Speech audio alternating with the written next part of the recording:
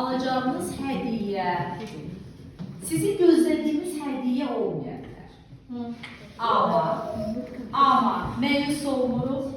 Nəzərə alırıq ki, onu yoldaşınız alarkən vaxt sərf edir, zaman sərf edir, sizi düşünür, xərc çəkib, seçib o hədiyyəni. Əzəlcə necə bir atalar sözü var, deyir ki, dost məni ansın, bir çürük qoysa.